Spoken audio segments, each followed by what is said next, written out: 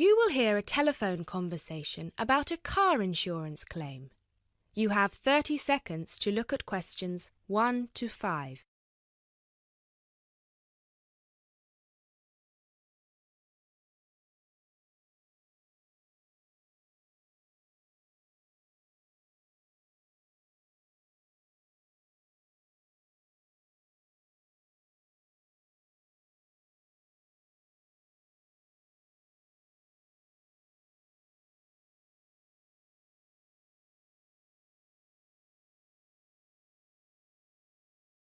Good afternoon. Watto Insurance. This is Janet speaking. How may I help you? Yes, hello. I would like to make a claim on my car insurance, please. Certainly, sir. First of all, I'd like to inform you that all of our calls are recorded for monitoring and training purposes. Is that okay? That's okay. Could you please tell me your full name? Sure, it's Mr. Bennett Fisher. Okay, sorry, how do you spell your surname? It's spelled Fischer. Great, thank you. I see that you have taken out a third-party fire and theft premium with us on a 2013 light blue Volkswagen Passat. Is that okay? Yes, well, almost. The colour is not light blue, it's light green. Okay, thank you for updating your information with us. What is the nature of your claim with us today? Last weekend, I had driven up to York on business and left my car in a monitored car park. However, it was only monitored until 8 p.m, and I did not return to collect it until 9:30 p.m, after which no car park staff were present. When I arrived at the car park, my car wasn't there. It must have been stolen. I see. Were there any valuable items left in your car which could have been seen from outside? Well, I had recently bought quite an expensive radio for my car, but the front panel is detachable, and I always stow it in my glove compartment. So, no, there wouldn't have been anything valuable on display. Okay, Mr. Fisher. Thank you for that information. I'm going to send you some forms through the mail for you to fill in. Before I can do that, I need to ask you a couple more questions. Is that okay? Of course.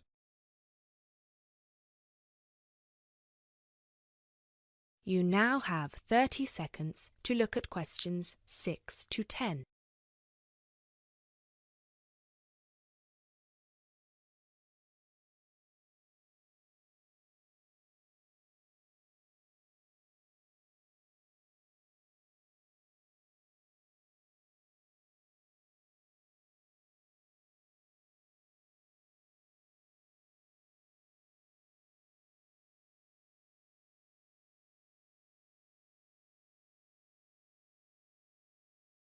Thanks, Mr. Fisher. First of all, could you let me know your policy number, please? Of course. I have it right here. It's G34C245. G34C245. Thanks. And the type of claim? Shall we say stolen car? Yes, the car was definitely stolen. I reported it to the police immediately. I actually have the report number here if that's of any use. No, not right now. But keep hold of that as we will need to see a copy of the police report eventually. Which police station did you report the offence at? York Police Station. Was it your first time in York? No, but it was the first time I'd driven there. I usually take the train. Were you aware that the car park was only manned until 8 p.m? No, I was not aware of that.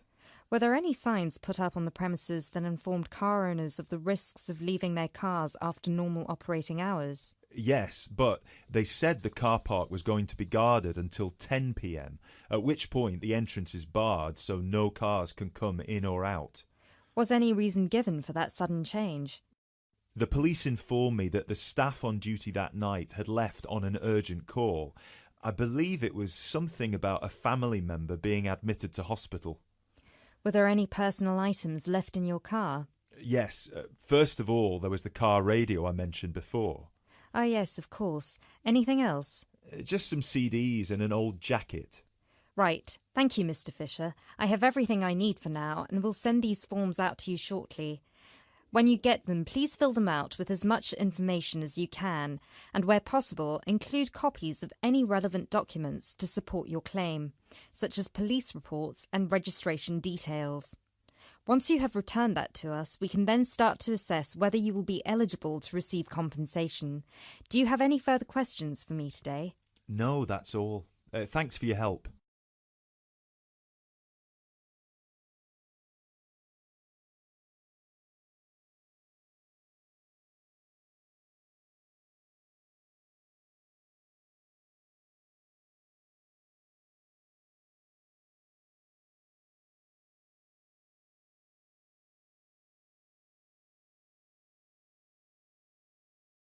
Now turn to Section 2. Section 2. You will hear part of a talk given by a member of staff at a hospital. First, you have some time to look at questions 11 to 15.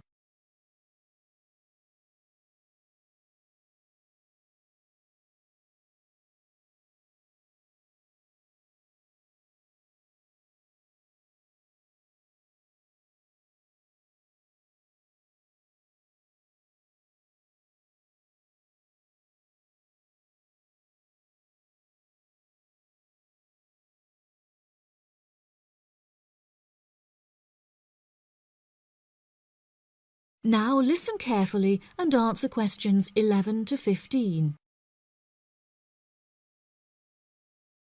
Hello, and welcome to the homepage for the Healthy Hearing Medical Clinic and Surgery, where we'd like to share a little more information about the services we provide and more. Our hospital is one of the leading specialised hospitals in the United Kingdom, attracting the very best healthcare professionals from around the globe. Not only are we a leading medical practice, but we are also the only hospital in the United Kingdom dedicated entirely to the treatment of and research into the curing of hearing loss. Our facilities and staff here are renowned across Europe, attracting thousands of patients a year. Our consultations can number anything up to 11,000 patients a year. However, we aim to treat around 5,000 patients a year so as to maintain and ensure the quality of our services. Our patients are guaranteed the highest standard of care, as well as the use of our first-class facilities. All patients requiring overnight treatment are provided with their own private room with ensuite facilities, as well as a state-of-the-art entertainment centre, which includes a flat-screen LCD television and PlayStation. Appointments with our healthcare professionals can be made at any time during the week, with female doctors available between 8 a.m. and 11 a.m. If you need to see a doctor outside of these times, please visit the out-of-hours page of our website for more information. Our doctors are all trained to an exceptionally high standard and practice a vast array of specialities. Mr. Roberts is a fully qualified ear and throat specialist. Mr. Edwards is a pediatric hearing specialist, while Mr. Green specializes in reversing hearing loss. For more details about our people, please visit the staff members page on our website. During a consultation, doctors will sometimes decide medication is required, for which patients should receive a prescription. There are several pharmacies within the city. However, we recommend that patients use the pharmacy housed within our healthcare facility. Our in-house pharmacy is well stocked at all times. Our products are competitively priced, and our pharmacists are on hand to help and advise from 8 a.m. until 10 p.m. from Monday to Saturday, and from 9 a.m. until 12 p.m. on Sundays. If you require any help outside of these hours, please see our out-of-hours page on the website. Since the Healthy Hearing Medical Clinic and Surgery also functions as a teaching hospital, we aim to provide our students with every opportunity to expose themselves to medicine in practice. Therefore, we would like to encourage our patients to give their consent for a medical student to attend their consultations. If our patients are not comfortable with this, there will be a form at reception where patients will be able to opt out. Before you hear the rest of the talk, you have some time to look at questions 16 to 20.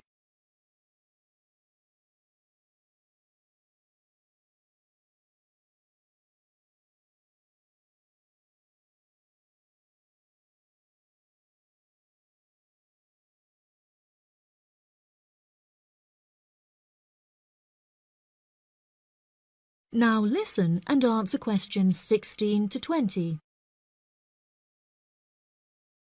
Now, please look at the map I've given you of the Healthy Hearing Medical Clinic and Surgery. For those not familiar with our practice, reception can be found through the main door at the end of the corridor. If your consultation is booked with Mr. Green, you need to go through the main door and turn right by the nurse's desk, and his office is at the end of the corridor on your left-hand side. If you need to alter any of your personal details, please visit our secretary at the Office for Medical Records, which you will find next to the therapy room. If you're awaiting surgery, please first check in with reception before taking the first door on the right after you enter the clinic. Finally, in the event that you feel disappointed with any of the services we have provided, or have any further questions, please locate our manager's office, which can be found near the Office for Medical Records and between two closets. If you have any more questions about the Healthy Hearing Medical Clinic and Surgery, please do not hesitate to contact us on 01 256 111 111. That is the end of section 2. You now have half a minute to check your answers.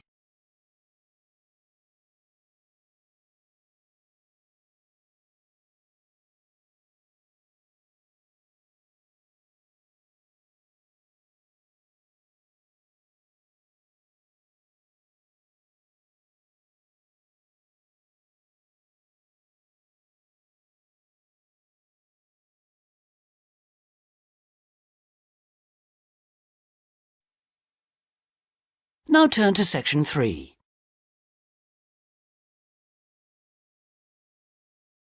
Section 3. You'll hear a conversation in a university student services office.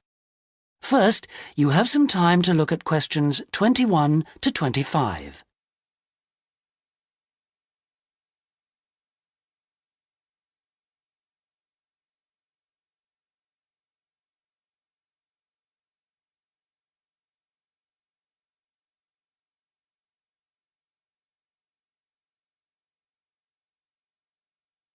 Now listen carefully and answer questions 21 to 25.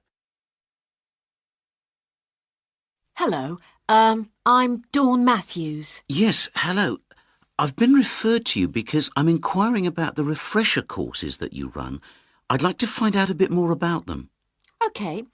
Well, we run quite a few different short courses for students who are either returning to study or studying part-time. Tell me about your situation. Well, I think that I really need some help in preparing for the coming semester, especially to build up my confidence a bit and help me study effectively because, you see, I've been out in the workforce for nearly 12 years now, so it really is a long time since I was last a student. Yes, it can seem like a long time, can't it? Well, let me start by telling you what courses we have that might suit you. Are you an undergraduate or a postgraduate, arts or sciences? Undergraduate, and I'm in the business faculty. Right then. First of all, there's our intensive Study for Success seminar on the 1st and 2nd of February. Mm-hmm. It's aimed at students like you who are uncertain about what to expect at college and looks at a fairly wide range of approaches to university learning to motivate you to begin your study and build on your own learning strategies. That sounds good. What are some of the strategies that are presented? Well, we try to cover all aspects of study. Some of the strategies in writing, for example, would be improving your planning for writing, organising your thinking, and building some techniques to help you write more clearly. With reading, there'll be sessions aimed at getting into the habit of analysing material as you read it, and tips to help you record and remember what you've read. It really is very important to begin reading confidently right from the beginning. There's also advice on how to get the most from your lectures and practice in giving confident presentations, as well as how to prepare for exams. What about the motivational side of things? Well, there's a range of motivational exercises that we do to help the students feel positive and enthusiastic about their study. The process of learning and exploring a subject can lead to a whole new way of looking at the world, and the study skills and techniques that you build up can be applied in all sorts of different ways. Before you hear the rest of the conversation, you have some time to look at questions 26 to 30.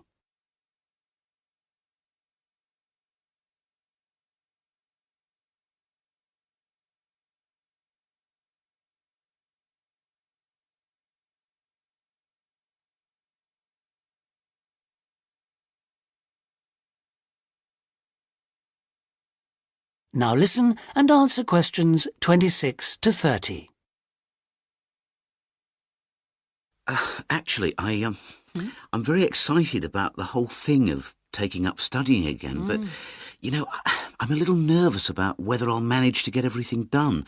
I suppose it's the same for all mature students. Of course it is. Two of the key components of the course are time management and overcoming procrastination. People discover that once they learn to plan their days, all the work can be accomplished and there'll still be time for leisure. Is there an enrolment fee? Well, just a minute, let's see. The cost is £30, which includes all course materials and morning tea. You have to arrange your own lunch. Well, that wouldn't be a problem. I already make sandwiches for my 3 kids and my wife and myself every day. I won't have to change my routine. No. Now, I need to tell you that this is a very popular course and it's essential that you book well ahead of time. In fact, the course convener tells me that there are only 5 places left. What other course might be good for me? There is one other that you could benefit from. It's simply called Learning Skills for University Study and is on 3 consecutive mornings, starting on a Monday from 9 to 12, and costs £25. This is aimed at upgrading the study skills most school leavers have and help them cope with the increased demands of university study. It focuses mainly on making students more responsible for their own success. What sort of things are covered in this course?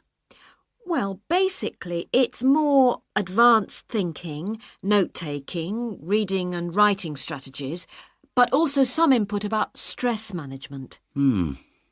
I think I'd be better off starting from the basics and looking at all the strategies, don't you? Yes, from what you've told me, I think that's more in line with your situation. All right then. Can I book a place on the Study for Success seminar course now? Yes. Let me just get out a registration form and take down your details. That is the end of section 3. You now have half a minute to check your answers.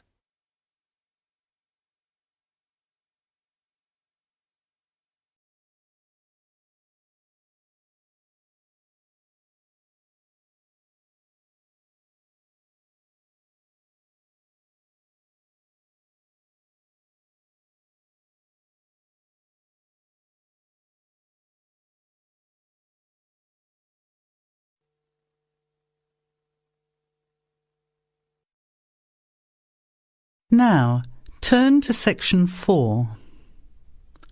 Section 4. You will hear a talk given by Dr. Miranda James. First, you have some time to look at questions 31 to 35.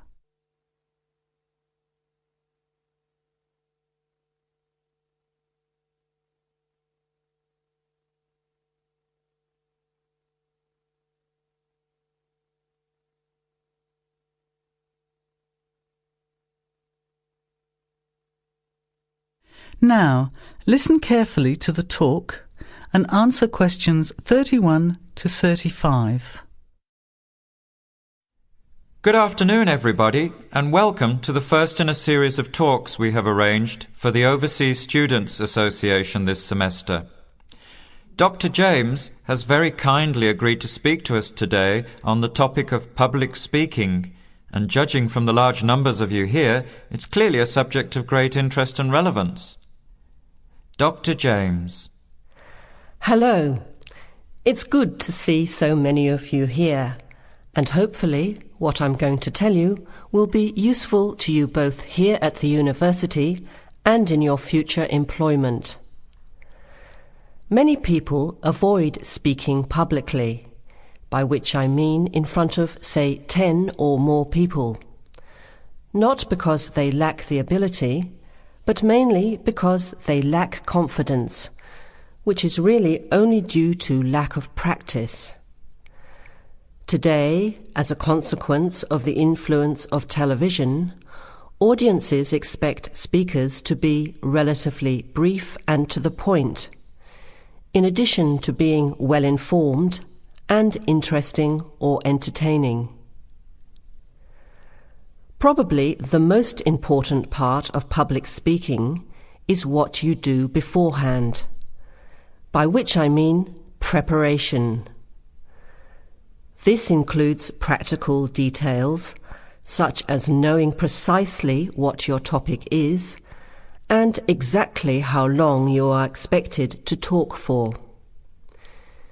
You should also plan the content thoroughly.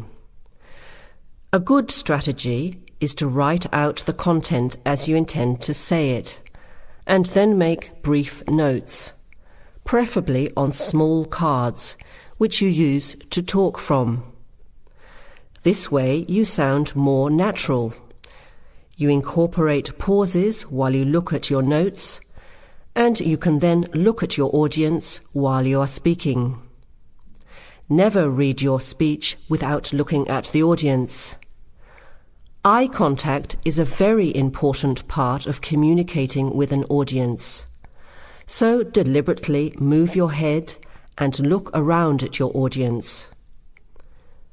Pauses are important, as most people, when they are nervous, tend to rush through their speech. Now you have some time to look at questions 36 to 40.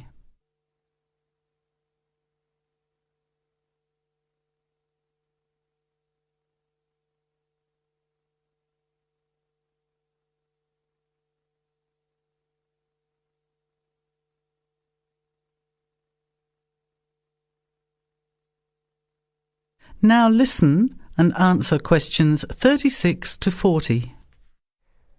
Practice speaking slowly. This gives you more time to pronounce your words correctly. It's always easier for your audience to listen to someone whose speaking is clear and calmly paced, so that they can understand the ideas being explained. And the bigger the group, the more slowly you should speak. Remember to project your voice, speaking clearly to the person furthest away from you.